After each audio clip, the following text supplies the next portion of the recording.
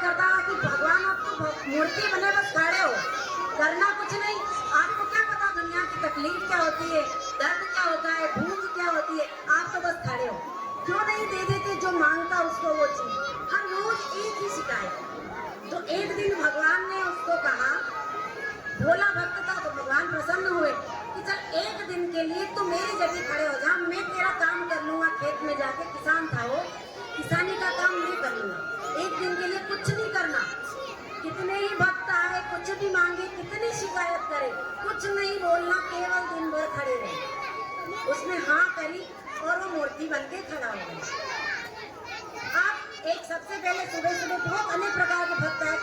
एक बहुत बड़ा व्यापारी आया। व्यापारी उसने कहा कि भगवान मेरे व्यापार में आपकी कृपा से अच्छा मुनाफा हो रहा है, आप हमेशा अपनी कृपा मुझ पर बनाए रखें। भगवान को प्रणाम किया और जैसे ही जाने लगा उसके जेब से उसका वॉलेट निकलकर गिर गया, उसका नीचे गिर गया। उसने देखा नहीं, वो बस अपनी धुन में चला ही जा रहा था, चला गया।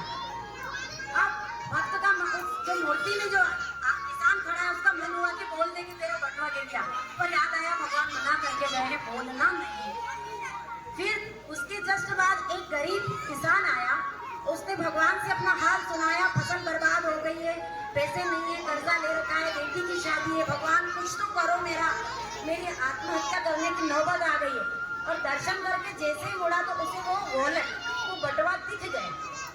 उसे लगा भगवान ने मेरी मदद की और वो बटुआ उठा के चला गया। उसके थोड़ी देर बाद एक व्यापारी आया जो विदेश में व्यापार करता था। उसने भगवान को प्रणाम किया और बोला, भगवान मैं 15 दिन के लिए विदेश टूर पे जा रहा हूँ, यात्रा के लिए, बिजनेस ट्रिप, तो आप मेरी यात्रा को सफल बनाएं और मुझे बिजनेस में फायदा करें।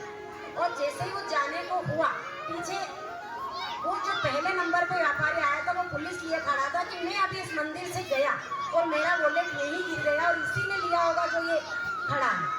उसने बहुत मिन्नतें करी कि मैंने किसी का वॉलेट नहीं लिया, लेकिन वो नहीं माना। पुलिस उसको गिरफ्तार करके ले ही जा रही थी कि जो भगवान बन के खड़ा था उसका मन नहीं माना। हम भी ऐसे ही ना, मन नहीं मानता है, उसका मन नहीं माना। उसने मूर्ति में से कहा कि इसने बटुआ नहीं लिया, वो एक किसान गया है वो ले गया बटुआ।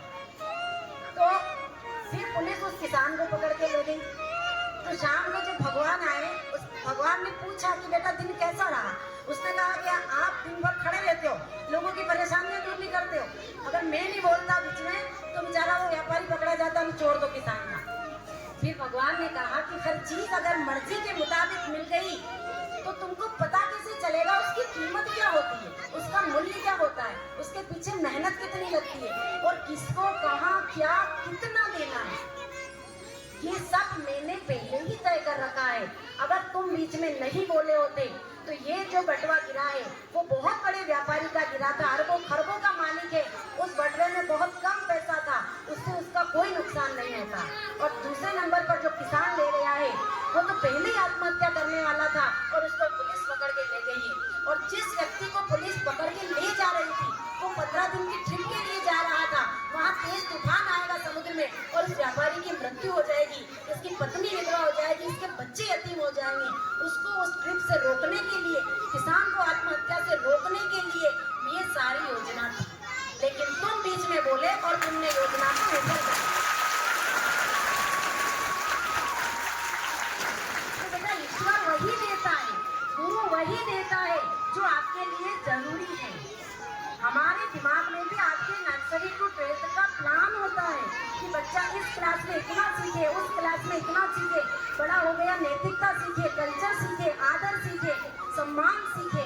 आपको भी ऐसे स्टेप बाय स्टेप, सीढ़ी बाय सीढ़ी आपको पढ़ाया जाता है, आपको समझाया जाता है। कार्यक्रम में उपस्थित संस्था प्रधान श्रीमती किरण नागर मैडम एवं समस्त स्टाफगण, सर्वप्रिय छात्र एवं छात्राओं, जैसा कि आपको विदित है कि आज 5 सितंबर को अपन डॉक्टर राधाकृष्ण के जीवन मनाने के लिए एकत्रित हुए। मैं आपको बताना चाहता हूँ उनके बारे में कि उनके नाम के आगे जो सर्वपल्ली लगता है वो क्यों लगता है। इसका मुख्य कारण ये है कि सर्वपल्ली इनके जो दादाजी थे वो सर्वपल्ली गांव में रहते थे और उसके बाद में ये मद्रास चले गए थे, तो ये अपने नाम के आगे हमेशा सर्वपल्ली लगाना चाहते थे ताकि वो पहचान उनकी बनी रहे। तो आज के कार्यक्रम में उन्हीं के याद में ये कार्यक्रम मनाते हैं। जो कार्यक्रम मना रहे हैं, ये जो अरेंजमेंट किया, मैं आप सभी को हृदय से बहुत बहुत धन्यवाद देता हूँ कि आपने इतनी व्यवस्था करी। साथ ही साथ आपने जो उपहार दिया है इसके लिए भी आपको बहुत बहुत धन्यवाद। लेकिन मैं आपसे यही कहना चाहूँगा कि हमारा वास्तविक उपहार तो उस रोज होगा जब आप 10वीं और 12वीं में अच्छे नंबर ला के न्यूज़पेपर या आपका मेरिट लिस्ट में नाम हमको दिखाई दे, उस रोज हमारा वास्तविक इनाम और उपहार प्राप्त हो जाएगा। हम उसी रोज का आपके लिए इंतजार करेंगे। धन्यवाद। जय हिंद, जय भारत। आप सभी जो हैं मेरे साथ में अच्छे से सुने और गुनगुनाएं। पुराने समय में जो हमारा सम्मान था गुरुओं के लिए, हमारे ईश्वर के लिए, इस प्रकार से था कि इतनी शक्ति हमें देना दाता, मन का विश्वास कमजोर होना, हम चले नेक रास्ते पे हमसे भूल कर भी कोई भूल होना। ये हमारी पुरानी परंपराएं हैं सम्मान की। वर्तमान समय में किस प्रकार की सम्मान की परंपराएं सुने आप कि 5G शक्ति हमें देना दाता, मोबाइल का सिग्नल कभी वीक होना, हम रहे हमेशा ऑनलाइन भूल कर भी ऑफलाइन होना। बहुत बहुत धन्यवाद। लेना भारत माता की, भारत माता की।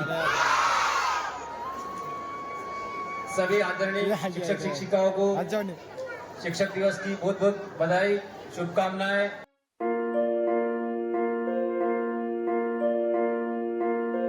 नन्हे से कदम लेकर जब आए पहली बार, नन्हे से कदम लेकर जब आए पहली बार, थामी हमारी उंगली उस टीचर को हमारा प्यार। तो बोलो गुरु ब्रह्मा गुरु विष्णु गुरुदेवो महेश्वरा, गुरु साक्षात परब्रह्म तस्मै श्री गुरवे नमः।